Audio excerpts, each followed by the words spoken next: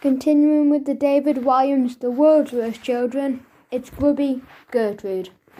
Grubby Getrude. Do you know an extremely dirty child, a grimy girl, a foul-smelling boy?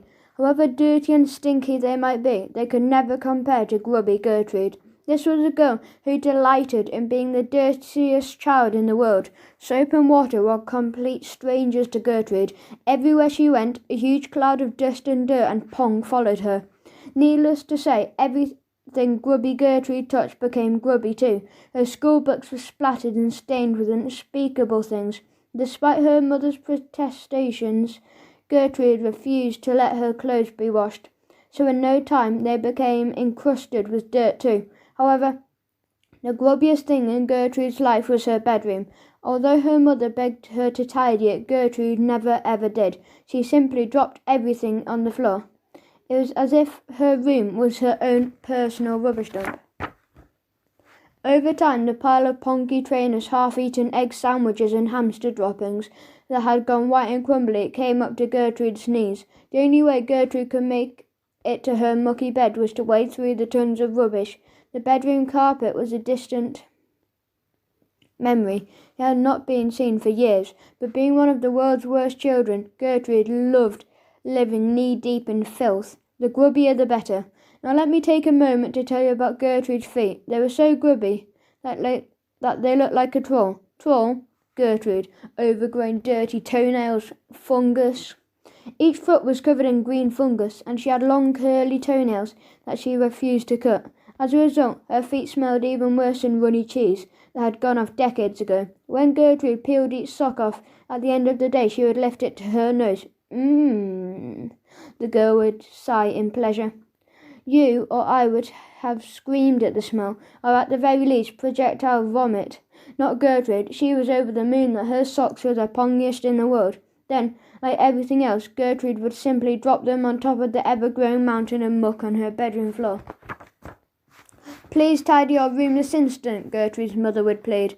The poor lady was in torment. She prided herself on keeping the rest of her house utterly spotless. If a single biscuit crumb dropped onto the carpet, Mother would get the vacuum cleaner out. The grubbiness of Gertrude's bedroom was absolutely horrifying to her. However, how had she, a lady, always kept a vase of fresh flowers on the dining table, given birth to a child who chose to live in a swamp? Bog off, Gertrude would reply with a laugh. She knew that her mother, always immaculately turned out with her hair in a swirl and a string of pearls round her neck, loathed her saying the word bog, so Gertrude always made sure she used it when speaking to her. Daughter, I forbid you from using that foul word, Mother would wail. What, bog? Gertrude would answer mischievously. Yes, it's a frightful word that has no place in my otherwise delightful home. However, young lady, I need you to tidy your room in this instant.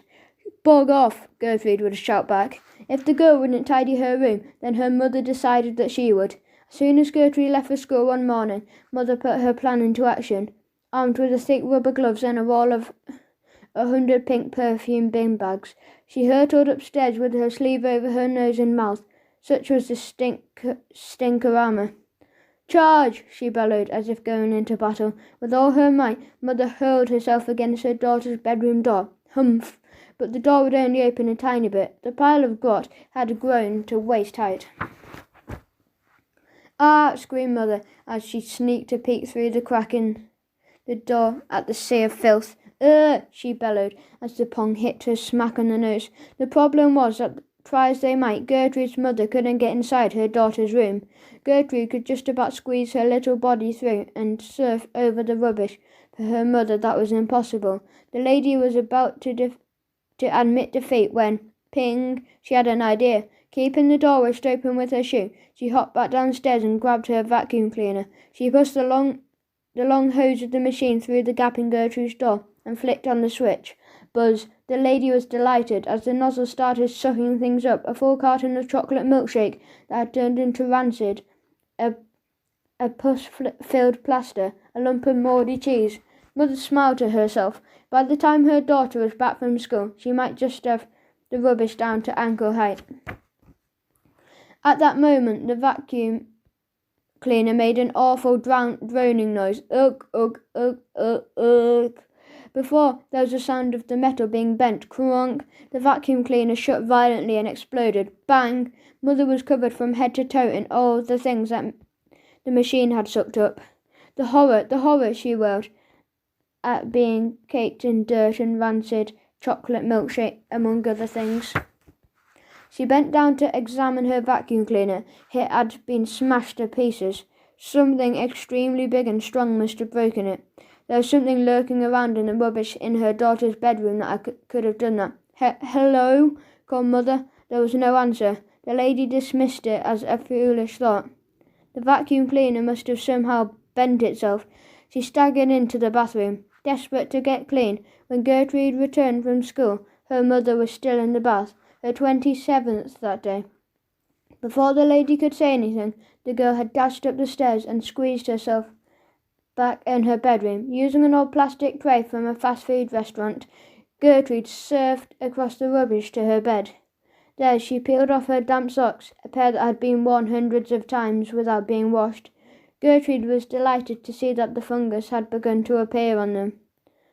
Rummaging deep down in the murky depths of her muck, the girl found another sock that she had dropped there many years before. This one had a number of unusual-looking growths sprouting out of it, like misshapen vegetables from distant solar systems. Gertrude realized her grubbiness had reached such an epic level that things were growing out of it. However, nothing could prepare the girl for what was about to happen. Lying in her filthy bed that night, between sheets that were slimy with grime, Gertrude noticed something moving around, in the mucky darkness. Surely the girl's mind was playing tricks on her. Was she dreaming? Bog off, she called out, just in case there was really something hiding down there. Whatever it was, it moved again. The smaller bits of rubbish on the grot surface rustled as something swam underneath. This is no dream, or even nightmare. This is really happening. There was something living under the rubbish in Grubby Getrude's bedroom. Could it be a rat? No, this thing seemed too big to be a rat. A giant cockroach, perhaps? No, it didn't scuttle like a cockroach. Surely not a deadly snake. No, the thing didn't hiss. It growled. Grrr. There was only one explanation. There was some kind of creature. A creature that had hatched out of the murky depths of the girl's muck. The creature previously unknown to humankind. In a desperate attempt to keep the thing at bay, Gertrude bounced off her bed until she reached high enough to leap on top of her wardrobe. There she had stockpiled some grot for a special occasion. No matter, she needed it this instant.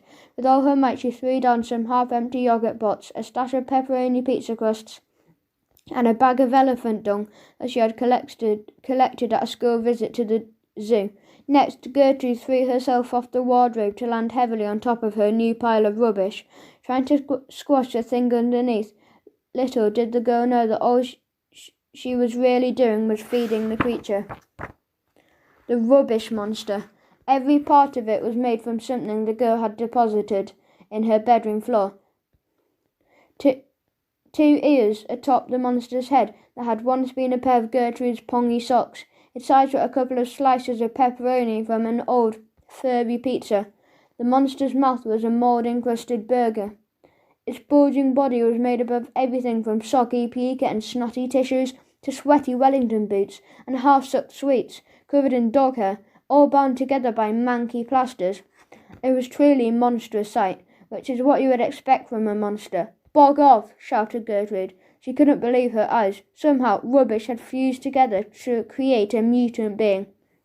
Pacing the girl's bedroom, the monster began scooping up the rest of the mess that Gertrude had dropped on the floor. It was quick work, as the monster's hands were enormous. Each scoop was then stuffed into its mouth. Old damp magazines, dog-chewed slippers, withered balloons, a long-forgotten dolly, and dirty socks. Mouthfuls and mouthfuls and mouthfuls of dirty socks. The monster loved Gertrude's dirty socks.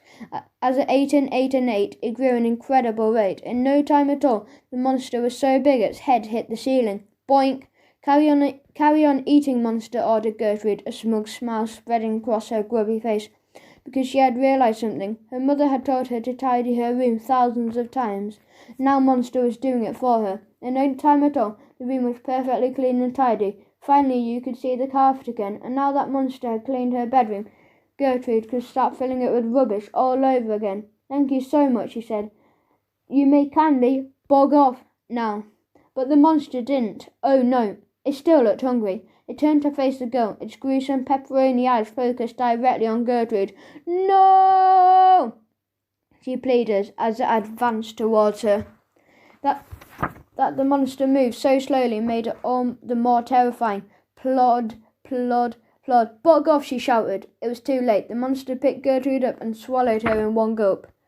"Burp," burped the monster. Grubby Gertrude had paid the ultimate price for her grubbiness. A monster made from the girl's own muck had devoured her. So next time a grown-up tells you to tidy your room, just do it, or this may happen to you.